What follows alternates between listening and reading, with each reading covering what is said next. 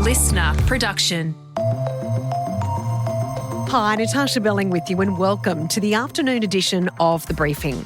Coming up in our deep dive, the new developments in the Andrew Jeffrey Epstein scandal. Andrew Mountbatten Windsor has now been summoned to appear before a US congressional panel investigating Epstein, who is a convicted sex offender. So what happens next? And could this be the beginning of the end for the embattled royal, formerly known as Prince Andrew? All the details in just a moment. But first, let's check the afternoon headlines this Friday, the 7th of November. Opposition leader Sussan Ley has broken her silence over renewed leadership speculation after Liberal Senator Sarah Henderson claimed Miss Ley is losing support within the party.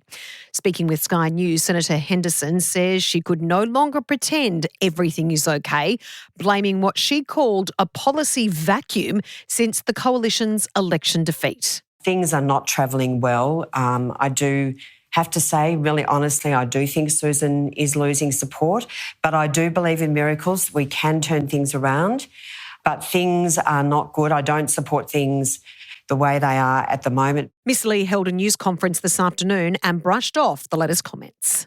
I'm not going to comment on commentary. You wouldn't expect me to, because I'm not focused on comments that other people relay to me or that might be made in a variety of contexts. The only thing I care about is working hard for the Australian people, and I lead a team, a very proud team that represents the values.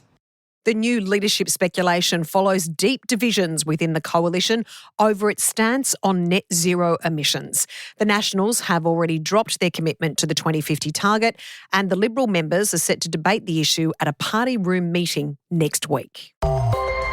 A new report has revealed that organised crime is costing Australians a staggering $224 million every day, more than the nation spends on defence.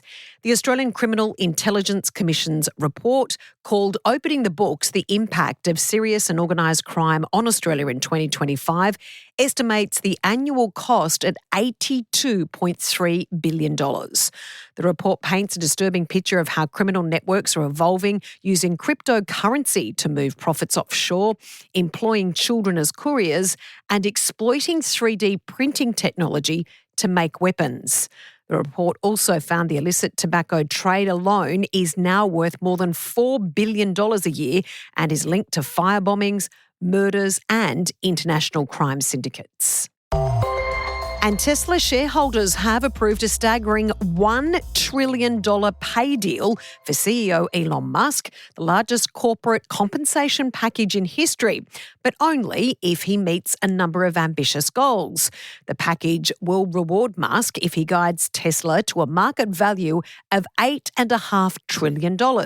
That's 8 times what it's worth today, while also expanding the company's reach into robotics and artificial intelligence. The billionaire says Tesla's next frontier lies in humanoid robots and self-driving technology, with targets that include producing 20 million electric vehicles, deploying 1 million robo-taxis, and selling 1 million robots over the next decade. What we're about to embark upon is not merely a new chapter of the future of Tesla, but a whole new book. If he succeeds, Elon Musk could become the world's first trillionaire. Now it's time to get into our deep dive on the new move by US Congress to question Andrew Mountbatten Windsor over allegations of abuse and what he knew about his friend Jeffrey Epstein, his operations and associates. Congressman Robert Garcia saying, quote, "Rich and powerful men have evaded justice for far too long. Now former Prince Andrew has the opportunity to come clean and provide justice for the survivors." So will Andrew give evidence? Does he have to? And what does this mean for the ongoing investigation into convicted pedophile Jeffrey Epstein? Joining us to unpack all of these new developments is monarchy expert Professor Cindy McCreery from Sydney University. Cindy, thanks so much for joining us. A couple of key movements involving Andrew Mountbatten Windsor, formerly known as Prince Andrew. If we can just unpack some of the details. So officially today, his brother, King Charles, has stripped him of a number of titles, including his birthright of Prince. Can you explain that for us? Yes, that's right, Natarsha. So as you say, the king, using his prerogative, has issued letters patent, which are essentially instructions that go to the Lord Chancellor in Britain, announcing that it's the king's wish that the titles of his brother, formerly known as Prince Andrew, His Royal Highness, have been removed. And as we know, this means that Andrew is now simply Mr. Andrew Mountbatten Windsor with no formal royal titles anymore. So in regards to also the succession plan, has that also been sorted out? Because from what I can understand currently, under the regulations right now, he is still a possible heir to the throne. That's correct, Natarsha. In fact, there's a completely different process. So the order of succession has to be agreed on by Parliament, and not just the British Parliament sitting in Westminster in London, but it also has to be agreed upon by the parliaments of the other Commonwealth realms. In other words, those countries which have the British monarch as their head of state. So that would, of course, include Australia. Now, there is a precedent for changing or making changes to the order of succession. There was a decision a few years ago where the various parliaments agreed to basically introduce identical legislation, which they individually voted on, that made it, for example, no longer the case that an older sister, like, for example, Charles's sister, Princess Anne, could be leapfrogged by younger brothers in the order of succession. That wasn't retrospective, so Princess Anne is still below her brothers in the line of succession to the British throne, but it means that going forward, future prince and princesses have gender equality, that princesses aren't seen as somehow to naturally follow their brothers, and it's simply in age order. So there is a tradition of changing the order of succession, but it is not something that can be done easily. And as I've said, it requires legislation to be introduced and passed, not just in the British Parliament, but in the parliaments of the Commonwealth realms. So considering it hasn't been changed, that succession line or that order of succession, from what I understand, if something happens to King Charles and Prince William, that Andrew is then next in line. Is that correct, because Prince Harry is no longer a working royal? No, in fact, Harry is also still part of the order of succession, as are his children. The way that the order of succession works is it's essentially a vertical system where the succession goes from the monarch to the monarch's eldest son, because this is still the old way of doing it. So in this case, Prince William. And then the next person in line is Prince William's son, Prince George. Obviously, if Prince George were to inherit the throne as a child, they would appoint an adult, typically a senior member of the royal family, as a sort of regent. But in fact, the throne goes to the child. Harry is still in the line of succession, as are Harry and Meghan's children. Andrew is currently 8th in line to the British throne. Cindy, another key development today, and we must mention that Andrew has denied all of these allegations, but all of these developments are as a result of Andrew's links to convicted pedophile Jeffrey Epstein. Another development today is Andrew, has been summoned to appear before a US congressional panel investigating Jeffrey Epstein. Can you explain the significance of those developments today? Yes, and I think this is an important development, but it's one that does need to be unpacked a bit, because basically this is part of a long-running process in the US Congress of investigation into Jeffrey Epstein and his associates. And the view of the panel, or at least the Democratic members of the panel, and I'll get to that in a moment, their view is that this is about seeking justice for the survivors of Epstein's victims, and that in order to do that, they have requested that Andrew speaks to them and discloses what he knows about Epstein, about any activities which he may have witnessed, even if he continues to claim that he wasn't personally involved. The politicians in the US are saying, you can at least help us to get more information about the network of Epstein's associates and to find out more about what happened and to bring some measure, hopefully, of closure and justice for the survivors of this terrible abuse.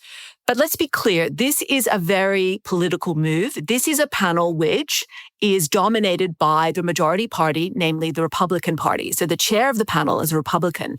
It's the Democrats on that panel who are in a minority on the committee, so they don't have the power to actually speak on behalf of the entire committee, who are requesting this. And again, this is part of a much longer tradition of Democrats in the Congress absolutely speaking out and asking for more transparency about the Epstein matters.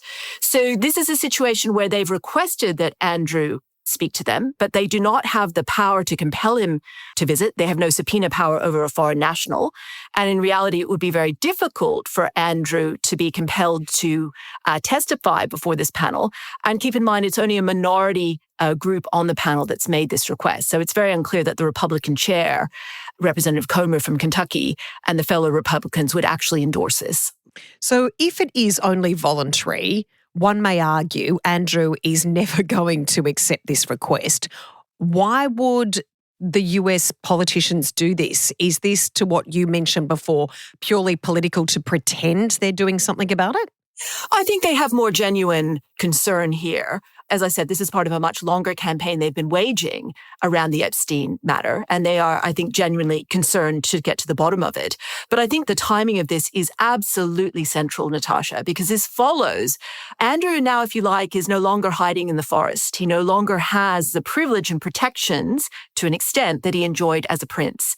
It's been made very clear to the world that the king wants Andrew really to sort of, get on his own as much as is possible. And I think that's why the Democrats, in addition, there's also new information, the posthumous publication of Miss Giuffre's memoir, evidence that the Democrats themselves have acquired that seems to suggest evidence that Andrew was on planes with Jeffrey Epstein and was otherwise involved with Epstein, have also led to this decision. So I don't think it's just a cynical move. I think it also is very much responding to the new interest in Andrew, but also the new vulnerability of Andrew.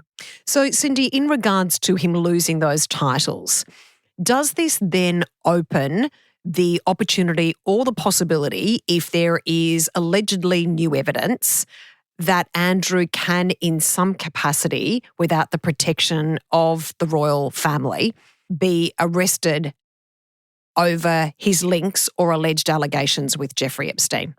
In theory, it's possible, but let's be clear. At the end of the day, titles or no titles, Andrew is still the younger brother of the British monarch.